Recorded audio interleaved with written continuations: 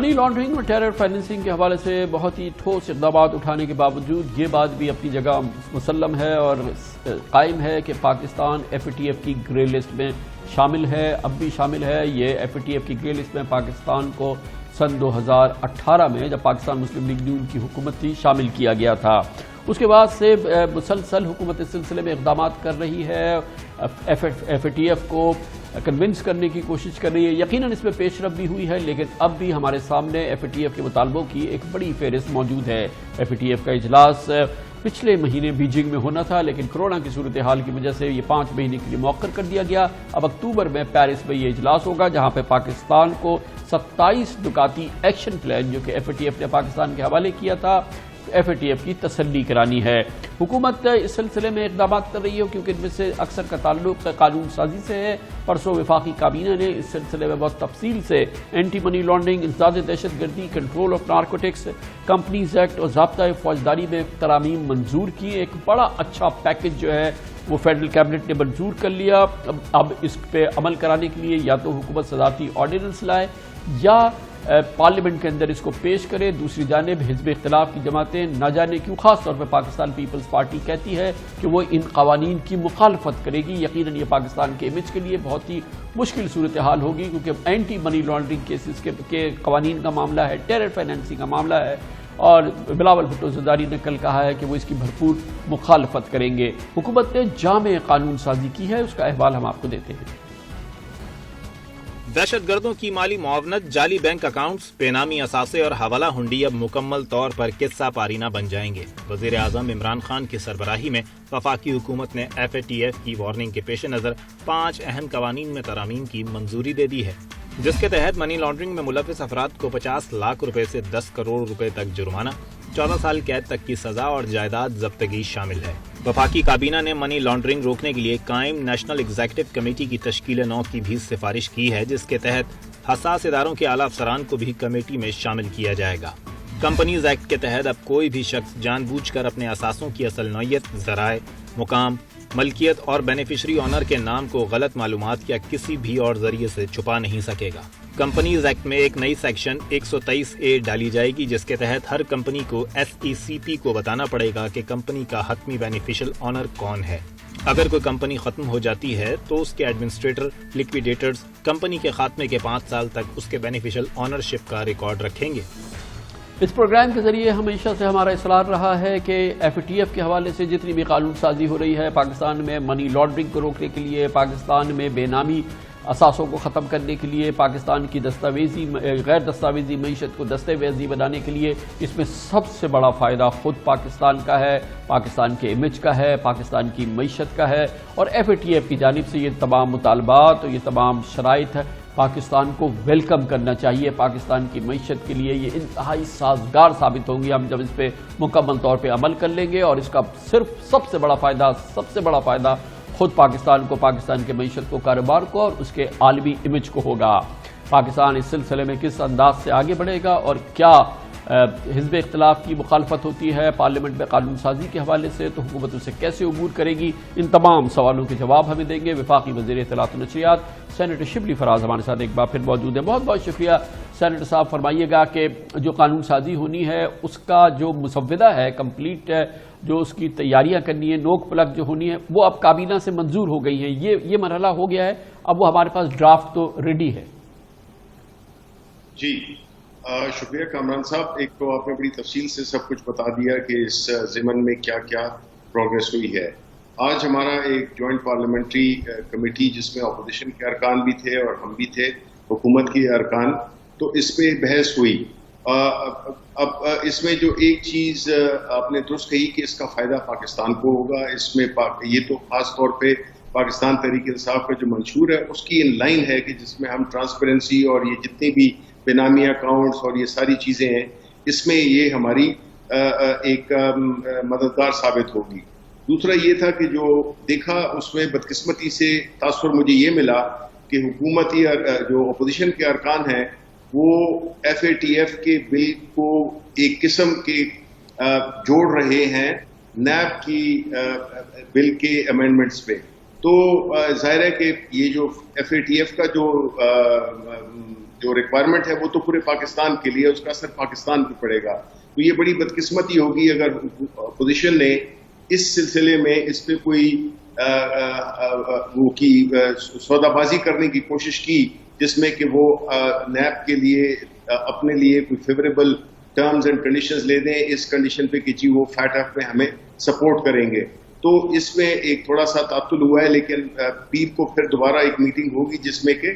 ہماری جو سٹینڈ ہے وہ یہ ہے کہ فیٹ ایف کو علیحدہ دیکھا جائے اور نیب کے لیے جو بھی ترامیم ہے اس پہ علیحدہ بحث ہو. یہ دونوں ایک دوسرے سے منسلک نہیں ہونی چاہیے. اس میں ایک اعتراض جو میں نے جس کو میں نے دیکھا ہے، ایک سینیٹر احسن اقبال صاحب نے جو بات کی ہے اور بلاول بھٹو نے بھی اس کا ذکر کیا ہے کہ اس میں گرفتاری کے اختیارات دیے گئے ہیں بنا وجہ بتائے ہوئے کہ ایک مدت کے لیے جو ہے وہ گرفتاری کی جا سکتی ہے. بظاہر ایسا لگا کہ اس پہ سب سے زیادہ اعتراض ہے اور اس کی تو ایک ساؤنڈ وجہ لگتی ہے. دیکھیں بالکل جو ایسے قوانین، دیکھیں یہ قوانین کوئی آج کے لیے نہیں بنے، یا آج ہم حکومت میں کل ہم اپوزیشن میں ہوں گے. کسی بھی قانون کی اگر غلط استعمال ہو تو ظاہر ہے کہ وہ قانون ٹھیک نہ ہوتا ہے اور نہ وہ ڈسکریمنیٹری ہوتا ہے. تو اس لیے اگر جو ریزنیبل باتیں ہوں گی تو وہ تو ہم اس کو بالکل قبول کریں گے اور ہم اس میں بالکل اوپن ہیں کہ جو بھی قانون بنے وہ صرف آج کے لیے نہیں بنتا اور نہ صرف آج کی اپوزیشن پہ لاگو ہوگا، کیونکہ کل آج ہم حکومت میں کل ہم اپوزیشن میں ہوں گے. تو اس لیے جو ریزنیبل بات ہے اس پہ تو ہم بالکل بات کریں گے، لیکن دو چیزوں کو آپس میں جوڑنا، نیب لا پہ لے دے اور فیٹ ایف سے منسلک کرنا، میرا خیال ہے کہ یہ چیز یہ ہم نہیں مانیں گے. اور اس میں یہ بھی ایک امپورٹنٹ بات ہے نا کہ یہ جو ہم نے قوانین بنائے ہیں، میں 100% اس پہ یقین کرتا ہوں یہ پاکستان کی معیشت کے لیے، کاروبار کے لیے، ہمارے عالمی امیج کے لیے بے پناہ اس کے فائدے ہیں. لیکن یہ وہ ہیں جو کہ اگر ہم نے نہیں کیا تو پھر ہمیں ایف اے ٹی ایف جو ہے وہ ان چیزوں کو قبول نہیں کرے گی، کیونکہ یہ عالمی پیرامیٹرز ہیں جو طے ہیں. پوری دنیا کی جو آرگنائزڈ اکانومیز ہیں، جو ڈاکیومنٹڈ اکانومیز ہیں، وہاں پہ ان کو فالو کیا جا سکتا ہے. یہ ہماری چوائس نہیں ہے کہ ہم ان میں سے کچھ مانیں نہ مانیں. بالکل ٹھیک کہا آپ نے کہ 27 پوائنٹس جو ہمیں ملے جس پہ کہ 14 پہ ہم کمپلیٹلی عمل کر چکے ہیں اور کچھ ہی ایسے ہیں جو کہ لیجسلیشنز کی وجہ سے ٹھہرے ہوئے ہیں. تو ہم یہ سمجھتے ہیں کہ اس سے بالکل ملک کو، میں آپ سے ٹوٹلی ایگری کرتا ہوں کہ ملک کو فائدہ ہوگا، ہماری اکانومی زیادہ ٹرانسپیرنٹ ہوگی اور لوگ جو ہے تو زیادہ ڈاکیومنٹڈ اکانومی کی طرف جائیں گے، جس سے کہ ملک کو فائدہ ہوگا. تو یہ چیز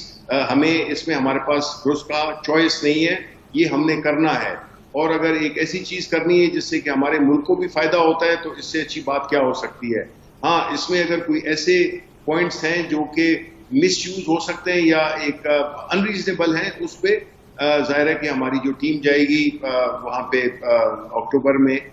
تو اس میں ظاہر ہے کہ کچھ چیز تو ہم جو وہاں پہ ان کے لوکل ریپرزینٹیوز بھی ہیں ان سے بھی ہم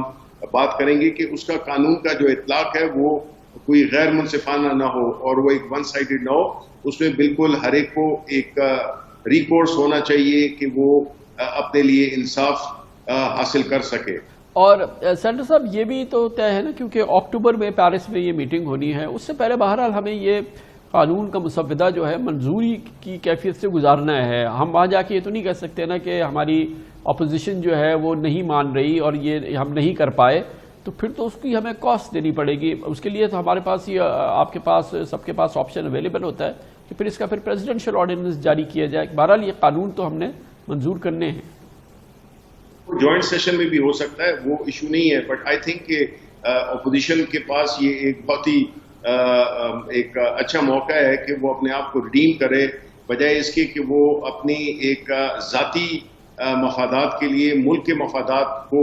کمپرومائز کر لے. تو یہ نہ ہم ہونے دیں گے اور اس کو ہم نے ہر صورت میں آگے لے جانا ہے، کیونکہ یہ ملک کے لیے بہتر ہے اور یہ اس میں جس طرح آپ نے کہا ہمارے پاس چوائس نہیں ہے، ہم نے ان کو امپلیمنٹ کرنا ہے. جو بھی اگر ہم نے اپنے ملک کو گرے لسٹ سے نکالنا ہے، اور چوائسز یہ ہیں کہ آپ صرف گرے لسٹ میں نہیں بلکہ آپ بلیک لسٹ میں بھی جا سکتے ہیں، جس کا کہ ملک کی اکانومی ملک متحمل نہیں ہو سکتا. اس لیے جتنے بھی ہمارے اپوزیشن کے پارٹیز ہیں، میری ریکویسٹ ہوگی کہ وہ اس کو پاکستان کا مسئلہ سمجھ کے اس کو ڈیل کریں، نہ کہ اس کو کسی چیز کے ساتھ منسلک کریں، کیونکہ اس سے نقصان ملک کو ہوگا، صرف حکومت کو نہیں ہوگا. سینیٹر صاحب اس میں تھوڑا یہ ایک اپڈیٹ بھی دے دیجئے، ریلیٹڈ ایشو ہے نیب کے حوالے سے جو ترمیمی آرڈیننس انٹروڈیوس ہوا تھا وہ تو ایکسپائر ہو گیا ہے، back two square one NAB کی وہ صورتحال ہو گئی ہے، گو کہ حکومت بھی سمجھتی تھی کہ اس میں بڑی امینڈمنٹس کی ضرورت ہے، لیکن وہ آرڈیننس آیا اور وہ ختم ہو گیا اور پھر اسی صورتحال میں چلے گئے، جو کہ خود حکومت کے لیے بھی قابل قبول نہیں تھی اور وہ شاید پسندیدہ صورتحال نہیں ہے، اپوزیشن کے تو بہت ہی سیریس معاملات ہیں۔ یہ ایشو اب کہاں کھڑا ہے؟ آپ لوگوں کو اب اطمینان ہے جس کیفیت میں نیب کیا جو قوانین ہیں واپس چلے گئے اس ترمیمی آرڈیننس کی ایکسپائری کے بعد؟ جی دیکھیں، اس پہ بھی آج بات ہوئی ہے کہ منڈے کو ہمارا اجلاس دوبارہ ہو رہا ہے، جس میں کہ جو نیب کا جو ایک بیس ڈاکیومنٹ ہے وہ بھی شیئر کیا جائے گا، اس سے پہلے اپوزیشن کے ساتھ کہ وہ بھی اس کو پڑھ سکیں، اپنی تجاویز دیں۔ لیکن ایک بات طے ہے کہ اگر basic spirit of accountability compromise ہوتی ہے وہ ہرگز ہمیں ایکسیپٹیبل نہیں ہوگی۔ اس کی کچھ چیزوں پہ تو بات ہو سکتی ہے، لیکن جس طرح میں نے کہا کہ اس کی جو ہم بنیادی جو اس کا جو مقصد ہے اگر وہ حاصل نہ ہو تو پھر ہم اکاؤنٹیبلٹی کو، وہ ہماری پارٹی کا ایک مین سلوگن بھی ہے اور ہم اس میں بلیو بھی کرتے ہیں، اور ہم سمجھتے ہیں کہ وہ لوگ جنہوں نے اس ملک کو نقصان پہنچایا ہے، اس ملک کو بہت ہی مفلوج کیا ہے معاشی طور پہ، اداراتی طور پہ، تو ان کو کوئی چھوٹ نہیں ملنی چاہیے۔ وہ قوم کے مجرم ہیں اور اس ملک کے مجرم ہیں، تو اس کے لیے تو کوئی فلیکسیبلٹی نہیں ہونی چاہیے، کیونکہ اگر ہم نے اس میں فلیکسیبلٹی دکھائی تو یہ ملک آگے جا نہیں سکتا۔ بہت ہو گیا ہے اور ہم اس نہج پہ پہنچ گئے ہیں کہ جس میں ہم مزید اس کے متحمل نہیں ہو سکتے کہ جہاں پہ لوگ اکاؤنٹیبل نہ ہوں، لوگ جواب دہ نہ ہوں۔ تو یہ جو آپ کنسیشن کی بات کرتے ہیں کہ اپوزیشن اس کا کوئٹ پرو کیو چاہتی ہے، اس کے بدلے کچھ کیا چاہتی ہے، تو یہ بڑے بڑے کیسز ہیں اپوزیشن کی ٹاپ لیڈرشپ پہ، اس میں اشارہ یہ ہوتا ہے کہ اس میں کوئی کنسیشن چاہیے ان کو؟ دیکھیں، تاثر تو یہی ملتا ہے، ظاہر ہے کہ جو اپوزیشن کی کوشش ہے وہ یہی ہے کہ وہ اس صورتحال سے کتنا فائدہ اٹھا سکتی ہے، جو کہ میرا خیال ہے کہ ایک ملکی مفادات کو ذاتی مفادات پہ کمپرومائز کرنا میرا خیال ہے کہ یہ ایکسیپٹیبل نہ ہمیں ہوگا اور نہ وہ کر سکتے ہیں۔ ہاں یہ بات ضرور ہے کہ اس میں اگر کوئی ایسی، اگر ہم میوچولی سمجھتے ہیں کہ کمپرومائز کیے بغیر جو بنیادی اس کی جو اسپرٹ ہے اس میں اگر کوئی چیزیں چینج ہو سکتی ہیں تو بالکل وہ اس کے لیے ہم اوپن ہیں۔ اور لیکن ساتھ ہی ساتھ میں یہ بھی تھوڑا یاد دلاتا چلوں کہ دیکھیں جی، یہ حکومتوں میں، ماضی کی حکومتوں میں اگر 18ویں ترمیم ہو سکتی تھی، 19ویں ترمیم ہو سکتی تھی، تو اگر یہ اتنے سنسیئر تھے اپوزیشن والے تو یہ اس وقت اس کو بدل دیتے، لیکن انہوں نے ایک دوسرے کے لیے گڑھا کھودا جس میں کہ دونوں ایک دوسرے کو دھکا دیتے رہے اپنے وقت پہ۔ تو اس لیے ابھی ان کو اس چیز کا احساس ہونا چاہیے کہ اب یہ ملک آگے جا چکا ہے، اب ہم پیچھے کی طرف جا نہیں سکتے ہیں۔ تو جو بھی ہمارے قوانین ہوں گے وہ اس لحاظ سے سخت ہونے چاہیے کہ جو شخص بھی ملک کے مفادات کو نقصان پہنچائے، وہ چاہے معاشی طور پہ ہو، چاہے وہ اور کوئی ایسی چیزیں کی جائیں جس سے کہ ملک کو براہ راست نقصان پہنچتا ہے، اس پہ جی کوئی چھوٹ نہیں ہونی چاہیے اور اس پہ کوئی نرمی نہیں ہونی چاہیے، بیکاز یہ ملک بہت زیادہ سفر کر چکا ہے انہی وجوہات کی وجہ سے کہ موقع پرستی کا زیادہ اس کا استعمال کیا گیا ہے چیزوں کو، اور ملک کا کسی نے نہیں سوچا۔ تو اب ہماری حکومت اس معاملے میں بڑی کلیئر ہے، یہ ہمارا الیکشن سلوگن بھی تھا اور یہ ہماری پارٹی کا ایک بنیادی وہ ہے، کیا کہتے ہیں، مائل سٹون ہے کہ ہم اس چیز کو وداؤٹ اینی کیا کہتے ہیں ریلیکسیشن ہم اس کو آگے بڑھائیں بنسبت اس کو کہ اس کو ہم نرم کریں۔ بہت بہت شکریہ۔ وفاقی وزیر اطلاعات و نشریات سینیٹر شبلی فراز ہمارے ساتھ موجود ہے۔